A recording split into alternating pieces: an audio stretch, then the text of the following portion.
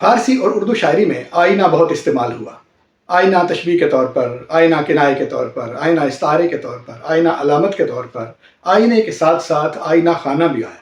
میر نے کہا چشم ہو تو آئینہ خانہ ہے دہر، منہ نظر آتے ہیں دیواروں کے بیچ۔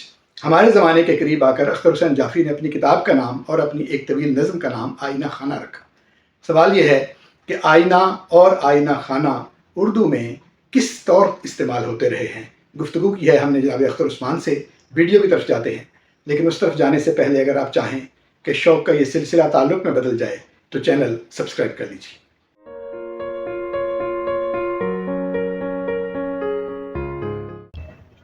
السلام علیکم، عابد خیال حاضر ہے ادارہ اردو کے سلسلے ایک سوال کے ساتھ، اور آج ایک مرتبہ پھر میں حاضر ہوں جناب اختر عثمان صاحب کی خدمت میں۔ بسم اللہ۔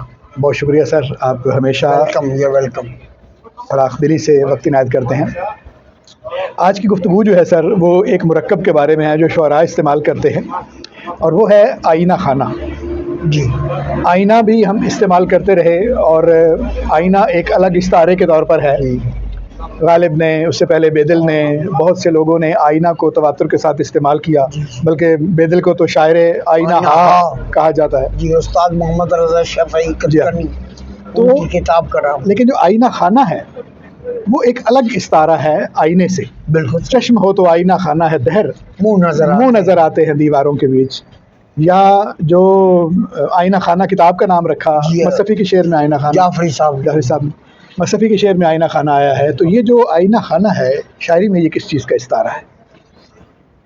اصل میں تو بنیادی طور پر آئینہ خانہ استعارہ ہے آپ کے اس باطن کا جو شاعری کی صورت میں، مصوری کی صورت میں، موسیقی کی صورت میں، یا فنون لطیفہ میں سے کسی بھی فن کی صورت میں نمو کرتا ہے آپ کے اندر کا وہ آدمی۔ حالانکہ آئینہ ظاہر دکھاتا ہے، باطن نہیں دکھاتا۔ ٹھیک ہے۔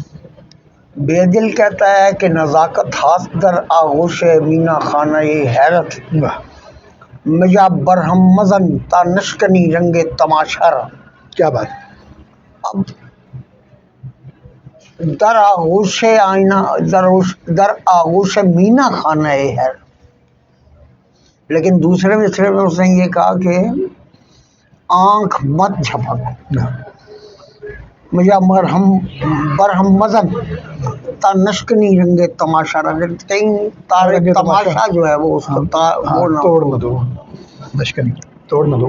اچھا، میر نے آئینہ کا اور آئینہ خانہ کا بہت استعمال کیا، اور خاص طور پر بیدل کے ایک ممتاز طالب علم اختر حسین جعفری نے اپنی کتاب کا نام رکھا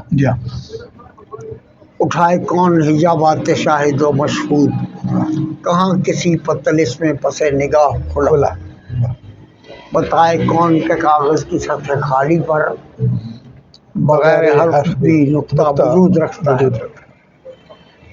یا میر صاحب کا کہا تو چشم ہو تو آئینہ خانہ ہے دہر، منہ نظر آتے ہیں دیواروں کے بیچ۔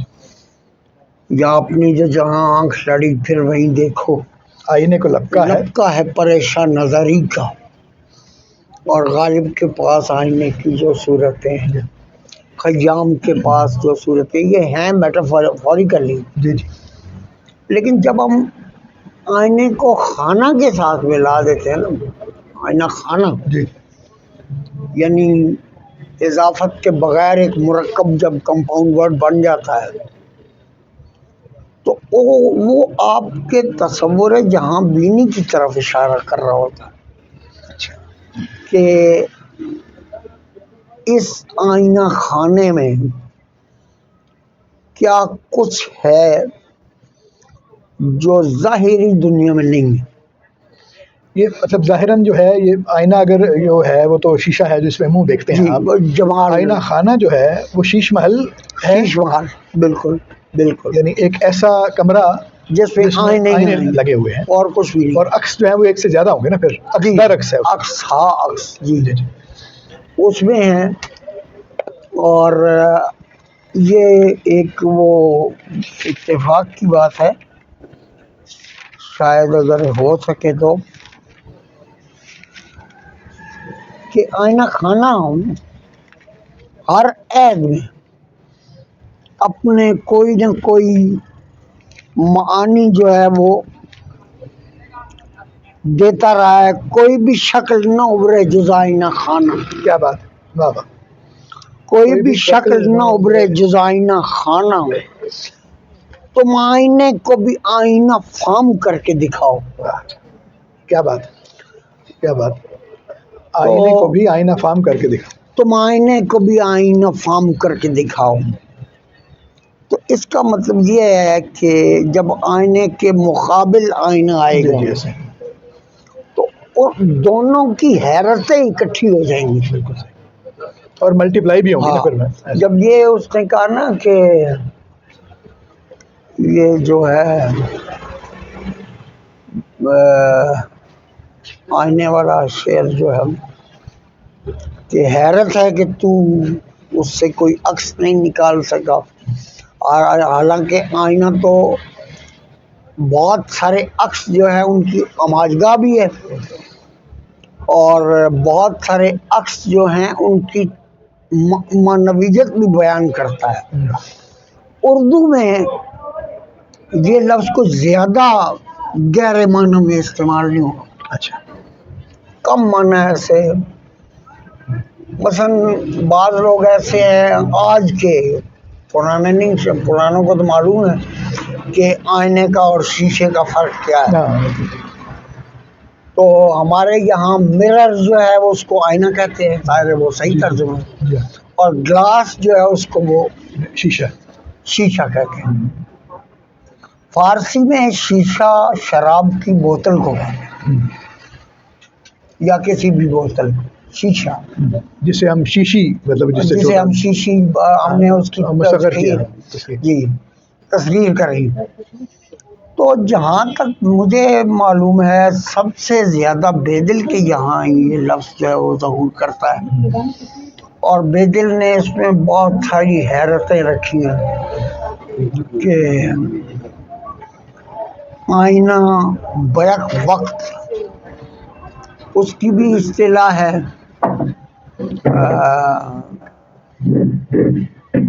اپنے بھیتر کی، اور آئینہ بظاہر جو آپ ہیں اس کی بھی اصطلاح ہے. تو میرے خیال میں آئینہ خانہ اب ہمارے دور میں صرف اکثر لوگ اسے صرف اختر حسین جعفری کی وجہ سے جانتے ہیں. بہت باکمال نظم ہے، اگرچہ یہ کہا گیا کہ وہ بہت سارے مصرے ہیں، ایک نظم نہیں ہے. لیکن ہم نے آپ کے دور میں اس پہ بحث بھی کی، معرہ نظم کے ٹکڑے ہیں ظاہر ہے، اور ہم اس نتیجے پہ پہنچے گے تھے کہ یہ محنت مانگتی ہے، اور محنت اگر کرو تو یہ ایک نظم بن جاتی ہے، اگر نہ کرو تو نظم جو بنی ہوئی ہے وہ بھی نہیں بنتی ظاہر ہے. تو آئینہ جو ہے وہ حیرتوں کے علاوہ تین چیزیں ایسی ہیں جو آئینہ دکھاتا ہے. اس شعر کے توسط سے بھی ہم اس کی کچھ تشریح کر سکتے ہیں کہ چشم ہو تو آئینہ خانہ ہے دہر. ہاں، اس سے یہ اس کی تشریح ہو سکتی ہے. میں اکثر کہا کرتا ہوں کہ میر جو ہے وہ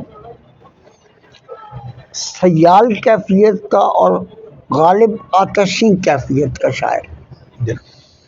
میر کے یہاں چشم یا انسان خود کے مثالدار ہوتا ہے. توڑا جو تم نے آئینہ تمثالدار تھا، یہ تو غالب ہو گیا ہے کہ اب میں ہوں اور ماتم یک شہر آرزو.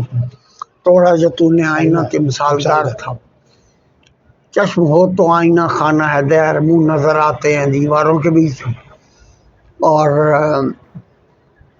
وہ جو شعر ہے کہ یہ جو منہ نظر آتے ہیں دیواروں کے بیچ، اس کا مطلب محض اتنا تو نہیں ہو سکتا کہ آپ کو آئینہ یعنی آئینے کی طرح چہرہ آپ کو اپنا اندر وہ ساتھ شرط ہے نا، یہ دیواروں کے بیچ چشم ہو اگر دیکھ سکیں. جی، چشم ہو تو آئینہ خانہ ہے. یہاں چشم ہو کا مطلب یہ ہے کہ وہ ظرف نگاہی، وہ وہ نگاہ جو اس یہاں پار بھی دیکھ سکے کہ کیا کچھ ہو رہا ہے.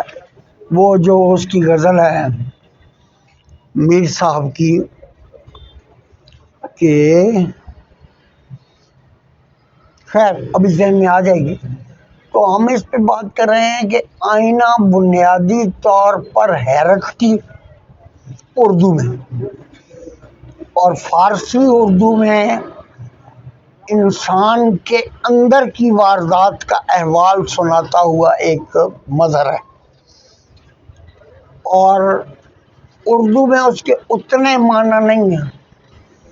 لیکن جب فارسی والوں نے اس کو غور سے دیکھا تو انہیں پتہ چلا کہ اردو والوں نے جتنے غور سے آئینہ یا آئینہ خانہ کو دیکھا ہے وہ فارسی میں بھی نہیں. یہ جو غزل ہم آپ کے ساتھ پڑھتے بھی رہے، اب وہ یاد نہیں آ رہی میر کی وہ غزل کہ جو اس کے ہے نا حافظ کے اس میں ہے، اب وہ نہیں مجھے استحضار نہیں ہے تو اس لیے نہیں ہو رہا. نہیں کوئی مصرع کوئی ٹکڑا ہوتا تو شاید جی اگر ایک لفظ بھی ہوتا تو میں اس کو ظاہر ہے وہ دوہرا سکتا تھا، کیونکہ کئی غزلوں پہ آپ نے بات کی ہوئی ہے تو ظاہر ہے اس پہ.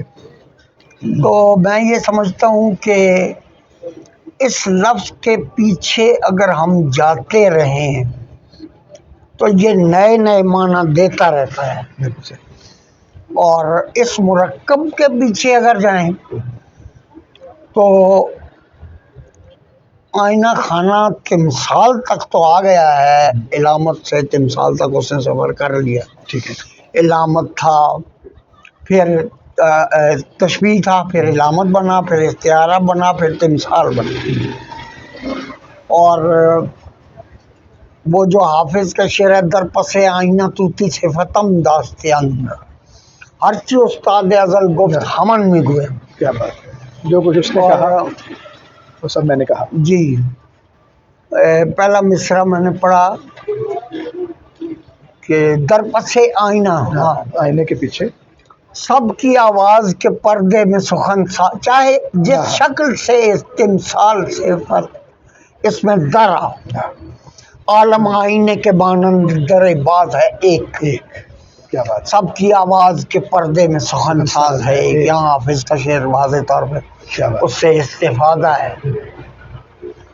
نئے شاعروں میں آپ دیکھیں تو آئینہ کا لفظ استعمال ہوتا ہے لیکن اس کے ظاہری معنی جو ہیں وہ ہوتے، باقی معنی اخفاء میں چلے جاتے ہیں. کسی نے اس طرح گہرا کر کے اس کو ذکیرہ بختی آئینہ حیرتی دارم ترا کشید از آغوش آفتاب مشو بے دل. تو سب سے زیادہ اس نے استعمال کیا. پھر خیام کے یہاں کچھ ہے، مولوی کے یہاں بہت زیادہ ہے، اور غالب نے بھی بہت اٹھایا. غالب نے اردو میں فارسی میں بھی بہت اٹھایا. اور میر کے یہاں تمثال صفتی انسان کو یا چشم کو لازم ہے، غالب کے یہاں آئینے کو لازم ہے. اچھا پھر جو چھوٹے شاعر ہیں نا، چھوٹے شاعر کا مطلب یہ ہے کہ ٹاپ ٹیئر کے نہیں ہیں، اس کے بعد کے عظیم شاعر بڑے شاعر ہیں، انہوں نے بھی اس لفظ کو استعمال کیا. وحشی یزدی نے کیا، شہیدی قمی نے اس کو استعمال کیا، اور بہت سارے شاعر ہیں. لیکن وہ بڑوں سے استفادے کے طور پر کیا ہوگا. اسی طرح ایک آدھ ایسا ہے جو آپ اس کو یہ کہیں کہ وہ بڑا شاعر ہے اس لیے وہ میر، جس نے ان معنوں کے قریب قریب جو بے دل کے یہاں معنی ہے آئینے کے، ان کے قریب قریب اس کو استعمال کیا ہے. اچھا جب وہ کہتے ہیں قلب یعنی کہ دل عجب زر ہے، اس کی نقادی کو نظر ہے شرط، تو یہاں وہ نظر ہے شرط والی وہ چشم ہو تو اچھا یعنی وہ تنقیدی تحقیقی اور تخلیقی نظر جو جوہر کو پہچانتی ہے. کیا بات. وہ مثلاً اب راشد کی جس نظم کا مطالعہ آپ کے دور میں ہم نے کیا تھا، حسن کی نظم، یا وہاں اگر آپ غور کریں تو کچھ جگہوں پر آئینہ جو ہے وہ ہمیں دکھائی دیتا ہے، بطور لفظ نہیں، بطور ایک امانت دار کے جو کوئی چیز اگلی نسل تک پہنچانے کا پابند ہے، اس کے لیے وہ استعمال کرتا ہے کوزے کا لفظ۔ حالانکہ وہاں پر اگر کچھ درکار تھا تو وہ ظاہر بہتر سمجھتے تھے راشد، انہوں نے یہ کیا۔ تو میں یہ سمجھتا ہوں کہ ہم جیسے جو طالب علم ہیں اس لفظ کے ارد گرد اگر گھومتے رہے تو شاید ہمارے ہاتھ کچھ حاصل ہے۔ چلیں، بہت سی باتیں جتنی گھوم گھوم کے ہم کر سکتے تھے وہ ہم نے کر لی۔ ظاہر ہے وہ اختتام تو کہیں پہ بھی نہیں ہے، تو لیکن جتنا سمجھ میں آ سکتا تھا آئینہ اور آئینہ خانہ دونوں کے تعلق کے بارے میں بھی، اور اردو اور فارسی شاعری میں اس کے مفاہیم کے بارے میں بھی جو گفتگو ہوئی، امید ہے کہ ہمارے دوستوں کو یہ باتیں پسند آئی۔